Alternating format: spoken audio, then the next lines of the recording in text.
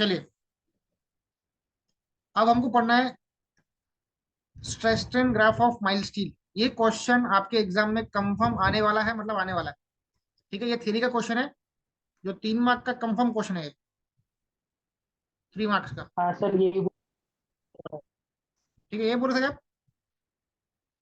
हाँ, उसमें वो 3 डायग्राम आते हैं ना। ठीक है, ले लो। चलो, क्या लिखा है?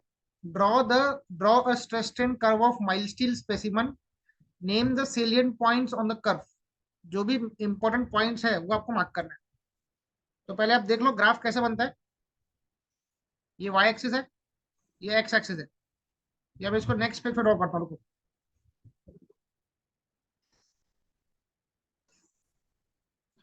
ये यहाँ पे आएगा स्ट्रेन, एक्स एक्सिस पे स्ट्रेन आएगा, वाई एक्सिस पे क्या आएगा? स्ट्रेस आएगा। ध्यान रखना कर्व कैसा बनेगा माइल्ड स्टील का। बहुत इंपॉर्टेंट कर्व है, एग्जाम में क्वेश्चन पक्का आने वाला है। ओरिजिन ओ मार्क करना, स्केल लेना हाथ में, ओ से लेकर ए तक के परफेक्टली स्ट्रेट लाइन है। ओ से लेकर ए तक के परफेक्टली क्या है?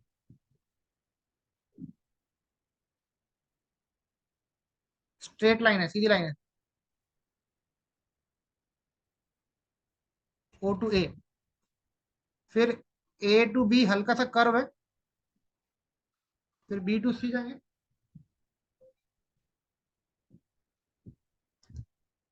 सी टू डी,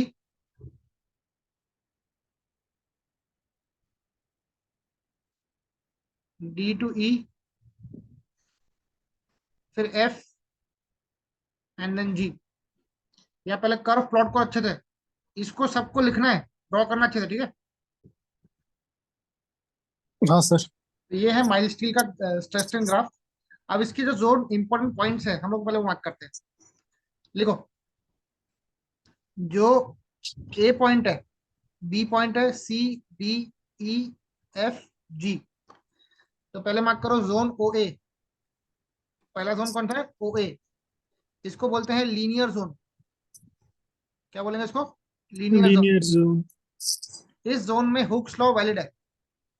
इस जोन में हुक्स लॉ इज वैलिड, मतलब इसमें stress is proportional to strain.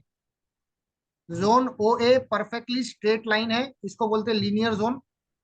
Hooks law valid है, स्ट्रेस की वैल्यू प्रोपोर्शनल है स्ट्रेन के। ठीक है। उसके बाद ए को बोलते हैं प्रोपोर्शनैलिटी लिमिट। क्या बोलते हैं ए को? Proportionality limit. ये पॉइंट आना कंपलसरी है। ए का मतलब क्या है वो यहाँ पे लिखना जरूरी है। ए का मतलब होता है प्रोपोर्शनैलिटी लिमिट। उसके बाद जोन ए बी है, ए बी। जोन कौन सा है? A B. A B. इसको बोलते हैं इलास्टिक जोन। क्या बोलेंगे इसको बेटा? Elastic zone. इलास्टिक जोन, मतलब इस इतने पर्टिकुलर जोन में इलास्टिक प्रॉपर्टी ज्यादा एक्टिव हो जाती है, जिसमें क्या है, इलास्टिक प्रॉपर्टीज एक्टिव हो जाती है। जोन बी को बोलते हैं, पॉइंट बी को बोलते हैं इलास्टिक लिमिट। क्या बोलते हैं उसको?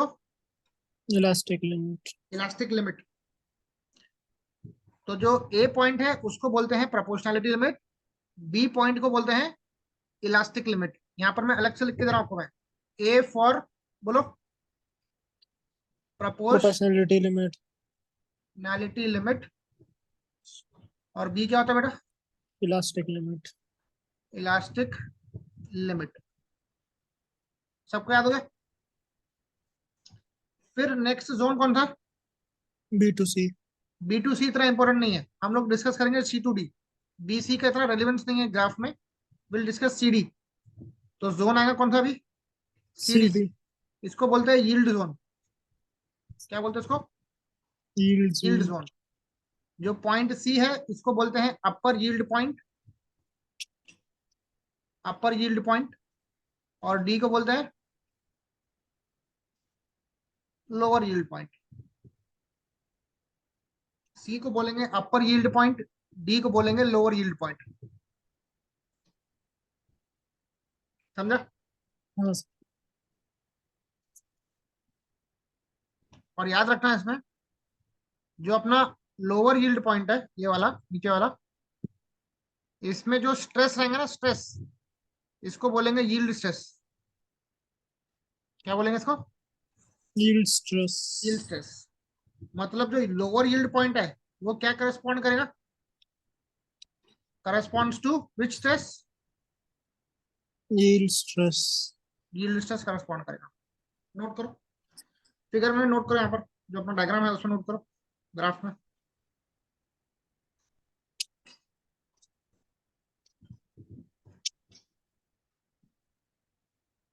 लोअर यील्ड पॉइंट पे जो स्ट्रेस मिलता है उसको बोलते हैं यील्ड स्ट्रेस। ये यील्ड स्ट्रेस को हम लोग डिजाइनिंग में यूज करते हैं। कहाँ यूज करते हैं? डिजाइनिंग में। Design. चलो यहाँ तक क्लियर है। अब हाँ सर. नेक्स्ट है डीई, जोन डीई, यहाँ लिख रहा हूं मैं। इसको बोलते हैं प्लास्टिक जोन। क्या बोलते हैं? Plastic zone. Plastic zone. तो जोन डी को बोलते हैं प्लास्टिक जोन। प्लास्टिक का मतलब ये होता है कि अभी तुम्हारा मटेरियल है ना, ऐसे जोन में आ चुका है कि यहां से तुम्हारा मटेरियल का परमानेंट डिफॉर्मेशन स्टार्ट हो गया। तुम्हारे मटेरियल का परमानेंट डिफॉर्मेशन स्टार्ट हो गया। जैसे मान लो अगर तुम्हारा लोड है ए से लेकर बी के बीच में है, अगर अपना जो लोड है ए और बी के बीच में है, तो बी क्या था बेटा? बी कौन सा पॉइंट था?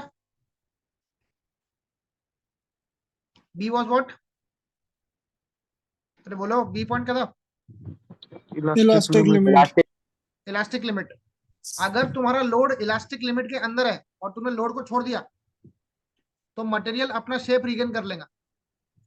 मतलब इलास्टिक लिमिट का मतलब क्या है? लोड अगर इलास्टिक लिमिट के पहले है तो अगर तुमने लोड छोड़ दिया ना तो मटेरियल अपना शेप वापस से रीगेन कर लेगा। पर बी के बाहर जाने के बाद, जब वो लोड बी के बाहर जाएगा ना, तब मटेरियल अपना शेप वापस से रीगेन नहीं कर पाएगा लोड छोड़ने के बाद। तो डी को बोलते हैं यील्ड प्लास्टिक जोन। यहाँ पर परमानेंट डिफॉर्मेशन स्टार्ट हो चुका है। फिर नेक्स्ट क्या है? T point. EF. Zone direct zone को भी जोन ईएफ, इसको बोलते हैं strain hardening zone. Strain hardening zone. और जो उसका एफ पॉइंट है इसको बोलते हैं अल्टीमेट स्ट्रेस। एफ पॉइंट को हम क्या बोलेंगे? अल्टीमेट स्ट्रेस बोलेंगे। तो यहां मार्क कर लो, एफ पॉइंट पे क्या मिलता है बेटा? अल्टीमेट स्ट्रेस मिलता है।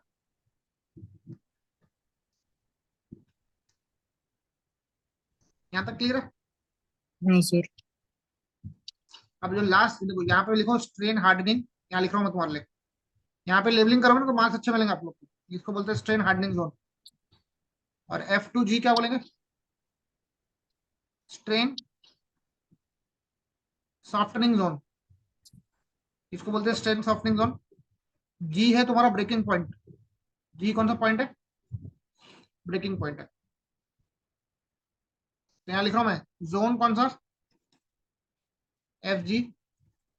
इसको बोलेंगे strain softening zone. Softening zone. और जी पॉइंट क्या बोलते हैं इसको? बोलो। Breaking point. मतलब यहाँ पे आपका माइल स्टील ब्रेक हो जाएगा। यहाँ पे आपका माइल स्टील क्या हो जाएगा? ब्रेक हो जाएगा। बोलो, क्लियर है क्या? हाँ सर. तो माइल स्टील में अलग अलग स्टेजेस है ना? क्वेश्चन क्या था? Name the सेलियन points on the curve. हमने हर पॉइंट्स लिख दिए। O to A क्या बोलते हैं बेटा? बोलो। Linear zone. Linear zone. Hooke's law वहां पर वैलिड है। स्ट्रेस की वैल्यू प्रोपोर्शनल टू स्ट्रेन है। पॉइंट ए को क्या बोलेंगे? Proportionality limit. Proportionality limit. मतलब इस लिमिट के अंदर stress will be proportional to strain. Next zone कौन सा है? AB. AB। इसको बोलते हैं इलास्टिक जोन, जहां पर इलास्टिक प्रॉपर्टीज एक्टिवेटेड है। लोड अगर बी पॉइंट के नीचे है और अगर तुमने लोड को छोड़ दिया तो मटेरियल अपना शेप क्या करेगा? रीगेन कर लेगा। कर लेगा. ठीक है। पॉइंट बी को क्या बोलेंगे? Elastic limit. इलास्टिक लिमिट बोलेंगे। फिर जोन है CD। CD को बोलते हैं यील्ड जोन। क्या बोलते हैं इसको? Yield Yield zone. zone. सी को बोलते हैं अपर यील्ड पॉइंट, डी को बोलते हैं लोअर यील्ड पॉइंट। और जो आपका लोअर यील्ड पॉइंट होता है उसको क्या बोलते हैं? यील्ड स्ट्रेस बोलते हैं। क्या बोलेंगे उसको? Yield stress. Next zone DE, इसको बोलते हैं प्लास्टिक जोन, जहां पर तुम्हारा मटेरियल परमानेंटली डिफॉर्म होना स्टार्ट कर दिया है। फिर ईएफ स्ट्रेन हार्डनिंग है, क्योंकि यहाँ पर स्ट्रेस को डेवलप करने के लिए स्ट्रेन को भी बढ़ाना पड़ रहा है। देखो स्ट्रेन भी बढ़ रहा है, स्ट्रेस भी बढ़ रहा है, इसलिए इसका नाम पड़ गया स्ट्रेन हार्डनिंग। और यहाँ एफजी में क्या हो रहा है? Stress Softening zone. स्ट्रेस कम हो रहा है, स्ट्रेन बढ़ता जा रहा है, स्ट्रेन सॉफ्टनिंग है। ठीक है, so this is the all about stress strain graph of mild steel. Sir इसको याद रखने की कुछ टेक्निक नहीं है? क्या बोले? इसको याद रखने की कुछ टेक्निक वगैरह नहीं है? याद रखने की टेक्निक ऐसी है बेटा, देखो मैं फिर से बता रहा हूँ आपको। सबसे पहले ग्राफ याद करना ऐसा, स्ट्रेस, यहाँ पर क्या है? Strain. O to A linear zone, A to B,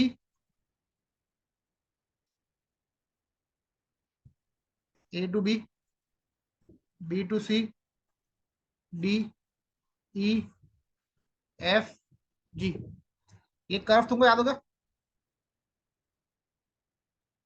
बोलो। Yes sir. हम्म, कर्व याद होगा तो एक काम करो, जो स्टार्टिंग का जोन है ओ ए, ये परफेक्टली स्ट्रेट लाइन है, तो ओ ए को बोलते हैं लीनियर जोन। क्या बोलते हैं उसको बेटा? Linear zone. यहाँ पर स्ट्रेस की वैल्यू किसके प्रोपोर्शनल है? स्ट्रेन के प्रोपोर्शनल है। ए को बोलते हैं प्रोपोर्शनैलिटी लिमिट, बस इतना याद रखना, प्रोपोर्शनैलिटी लिमिट। तुम बस मेन मेन पॉइंट्स याद रखो, जैसे ए है प्रोपोर्शनैलिटी लिमिट, फिर तुमको क्लिक होगा प्रोपोर्शनैलिटी लिमिट मतलब stress is proportional to strain. याद हो गया? ए का मतलब है प्रोपोर्शनैलिटी लिमिट, तो लिमिट के अंदर stress is proportional to strain. अब ठीक है, अब आ जाओ बी पे। बी क्या था बेटा? इलास्टिक लिमिट था। इलास्टिक लिमिट के पहले इलास्टिक जोन याद आ गया, तो जोन ए बी कौन था? इलास्टिक जोन है। उसके बाद इलास्टिक जोन के बाद यील्ड जोन आता है। यील्ड जोन में upper yield point, lower yield point, याद हो गया? लोअर यील्ड पॉइंट किसको करस्पॉन्ड करता है बताओ? कौन से स्ट्रेस को करस्पॉन्ड करता है? यील्ड स्ट्रेस को करस्पॉन्ड करता है, ये मार्क कर लेंगे। उसके बाद डी, इसको बोलते हैं प्लास्टिक जोन, मतलब यहाँ पे तुम्हारा मटेरियल परमानेंटली फेल होना स्टार्ट हो गया। अगर तुमको पॉइंट्स याद नहीं आ रहे ना, कोई दिक्कत नहीं है, तुम क्या करो ग्राफ में मार्क करो प्लास्टिक जोन। यहाँ पे कौन सा जोन है? Strain hardening. हार्डनिंग क्यों बोल रहा है? क्योंकि स्ट्रेन आ रहा पर स्ट्रेस भी तो आ रहा ना। देखो स्ट्रेस ऊपर दे रहा, स्ट्रेस आ रहा, इसको हार्डनेस मिल रही है, तो स्ट्रेन हार्डनिंग। इसमें क्या हो रहा है? नीचे आ रहा ग्राफ, तो क्या बोलेंगे इसको? Strain softening. खत्म। ऊपर वाले पॉइंट एफ को क्या बोलेंगे? अल्टीमेट स्ट्रेस बोलेंगे। और जी पॉइंट पे तुम्हारा मटेरियल ब्रेक हो जाएगा, तो ब्रेकिंग पॉइंट बोल देंगे। अब याद हुआ? बोलो। एक और बार प्रैक्टिस करूंगा तो आपको याद हो जाएगा, कोई दिक्कत नहीं है। Okay, sir. चलो, so this is all about stress and graph of mild steel.